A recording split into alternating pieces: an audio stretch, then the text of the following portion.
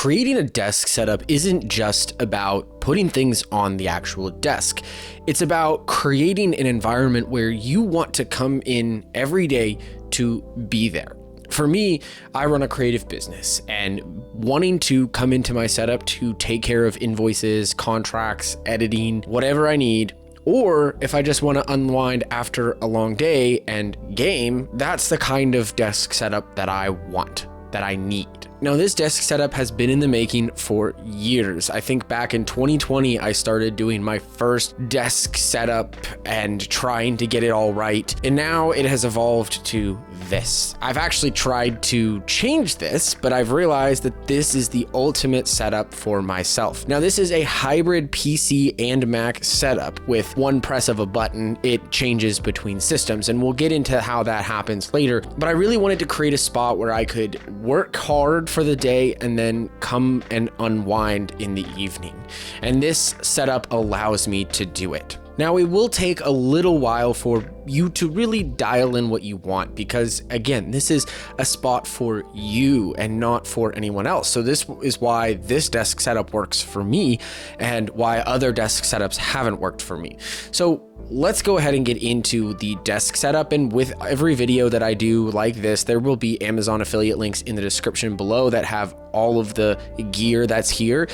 This doesn't add any cost to you, but it does give me a small kickback for being able to make videos like this. And by you buying things from that link, it helps support channels like me and helps me grow and be able to continue making videos. Now let's go ahead and get into the setup, and we're going to start with what the desk actually is. Now, this is kind of a hodgepodge of both an autonomous standing desk and a 74-inch IKEA countertop. Now, a lot of people do this desk hack mainly because it's really affordable. If you want to go and buy a standing desk with the long tabletop, you're going to be spending $500, $700, $1,000. And this is really the only affordable way to do this kind of thing while getting the length and the width that you need. Now, it could be a little wider, like I could have a little more desk real estate from me to the wall, but this is a really good option that I have loved, and it's been in my setup now since I think June of 2022. The reason I got a standing desk was actually because I like to sit and stand. Sometimes my back gets a little tight, so I want to stand when I work.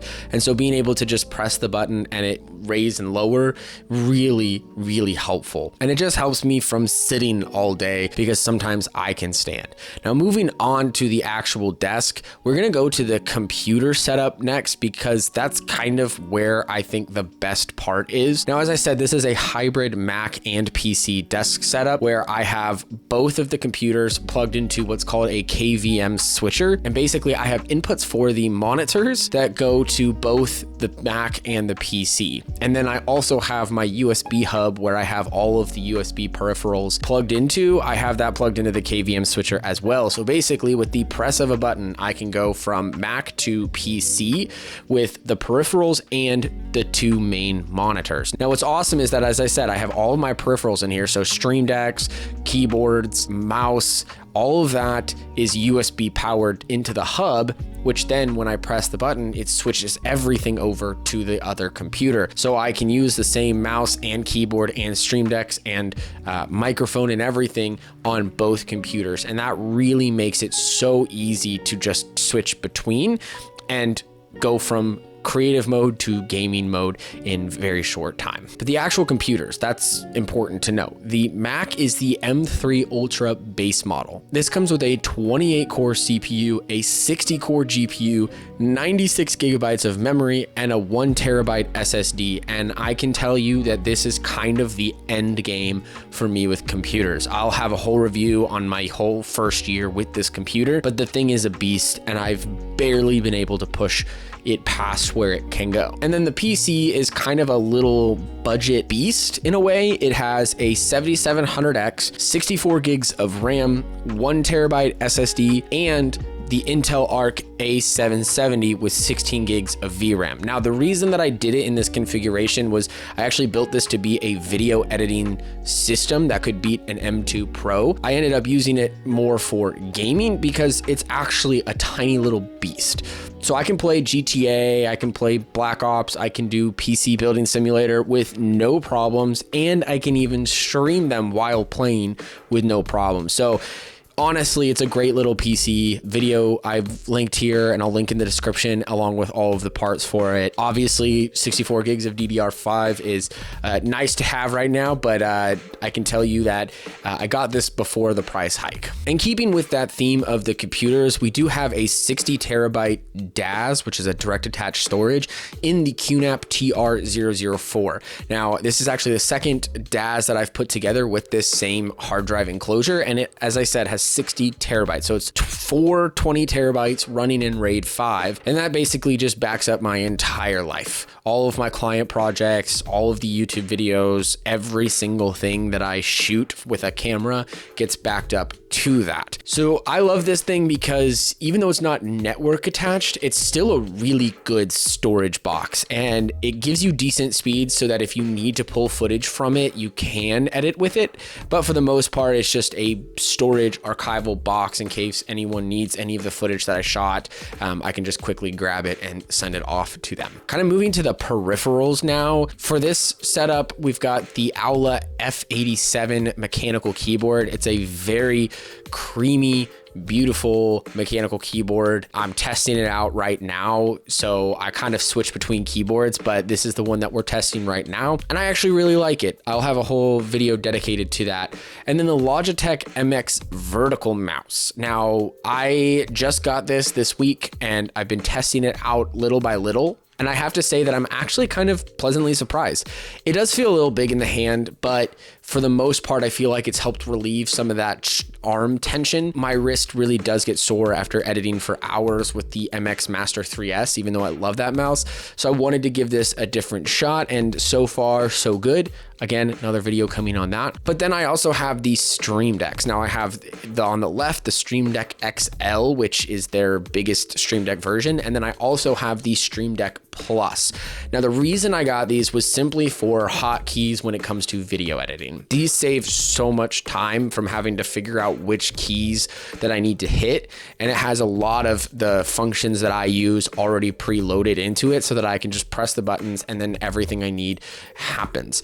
So they're really great. Miranda uses her Stream Deck Plus for gaming. And so she has like start streaming, start recording, you know, all these different functions on it. And it's just really nice to have all of the keyboard functions that you need already on a device. Just really nice to have all of your keys ready to go. The speakers are the Yamaha HS5 speaker monitors. Now, I do a lot of audio mixing. I do a lot of work with audio, and so I needed a really quality pair of studio monitors while also not breaking the bank because I do have budgets. So I ended up with these, and I have been blown away. I had the KRK Rockets or Rowits or whatever 5 inches, but I didn't like them. And then as soon as I heard this next to those, I was like, why am I even using those?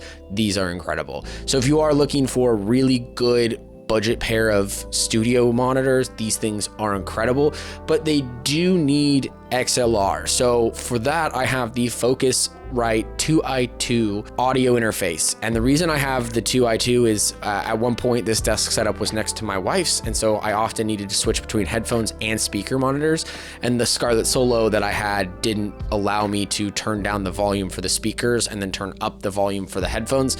So this is my way of being able to have speakers and headphones and control the volume separately. Now on to the monitors, because that's a lot of what people want. I've gone through a couple iterations and I might go back to one of them, but for right now, the main monitor is a 32-inch Asus ProArt 4K HDR monitor, and I love this thing. The 32-inch is a good size for your basic needs for everyday kind of work, for photo editing, video editing, sending contracts, sending invoices, doing the administrative work. But then when I actually am editing, I have all 3 screens going, and that becomes a full screen timeline. So I have a ton of height to work with and a good amount of width.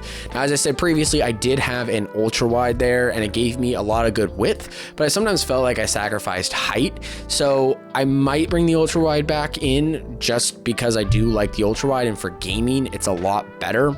But for now, I'm sticking with this 32-inch Pro Art because I absolutely love this. Up above is a 27-inch 1440p Asus Pro Art as well. Now, this was actually my first entry into the Pro Art line, and that's what pushed me to get the 32-inch. But I love this one because I usually keep this as a full screen preview. So whenever I'm editing, I have all of my like GUI on the main monitor and the vertical monitor, and then I have a full screen preview up on top because I can really see everything. And so it's really helpful when I'm editing, and it's color accurate. And so that's just an added bonus. I also use it for other things when it comes to like streaming and gaming. It has OBS, it has Twitch, it has all the other things, but I do really love having the dual Pro Arts because it just allows for color calibration and for just a really nice like stacked monitor setup. And for the vertical monitor, we're actually running a Samsung 28-inch. I think it's like the UR28 something monitor. I don't even know if they sell this anymore, but it's been in my setup since 2020, and it's a great vertical monitor that just allows for more, screen real estate for lumetric color or effects controls, or any of the kind of things that you need that gives more vertical height. And I really do love having a vertical monitor. I'll come out with the video on a vertical monitor specifically because I do think it's really good to know and to have. That's the vertical monitor. For the webcam, I am using a Blackmagic Pocket 4K. Now, obviously it doesn't have autofocus. The lens that I use is a 12-35, so it's pretty deep focus. So I just have to set focus and I'm usually good. I haven't really got into streaming, and I'm trying to get more into streaming, so it'll be a good webcam for that. But what I use it for are my Zoom calls, and I just feel like it helps add a little professionalism to my Zoom calls. And then I also use this mic, which is the PreSonus PD70 microphone, and I absolutely love it. I mean, you can hear the audio that's coming out of it. It's been claimed to be like the Shure SM7B like budget alternative, and I haven't had any problems with it. I absolutely love it, actually. And it's sitting on a Fifine boom arm for a podcast mic, and I absolutely love it. And as I said, it's running into the Focusrite, which is what you're hearing right now. For the monitor arms, I know the dual monitor arm is like a Hanao dual monitor arm for 17-inch, 32-inch, and I've had this for a while. I absolutely love them. Allows me to stack them and provides cable management routing. So that's really nice. The other one, I don't even know. It's just some budget one I've had for years. So again, I'll link everything in the description below, and I'll actually have what it is. But yeah, as you can see, this is the desk setup. Now, as I said, I often change up the keyboard that I'm using, or I'll change up the mouse, or sometimes I'll throw in a Wacom tablet, but for the most part, this is the setup and how it works. And it's been a really wonderful place for me to just come in every day, to get my work done, to do all of the editing that I need to do, just to be here, and then provide a good place for me to stream and to game. And so for me, I really think that's the idea of having a desk setup, is something that you want to come in every day, and something that just kind of helps you do what you need to do instead of getting in your way. I've done a lot of setups in the past that have just gotten in my way, and this one is like the only one that hasn't ever gotten in my way. And I'm so thankful that I have something like this. So yeah, here's my 2026 and probably beyond ultimate dream hybrid Mac and PC setup. If you have any questions, please post in the comment section below. If you want to give me your feedback on this setup, I'd love to hear what you have to say. Good, bad, suggestions, critique, whatever you want. Post them in the comment section below. And as always, there are affiliate links to everything here in the description below as well. So feel free to go buy those with using my affiliate link. Thank you. And you know what? I will see you in the next one.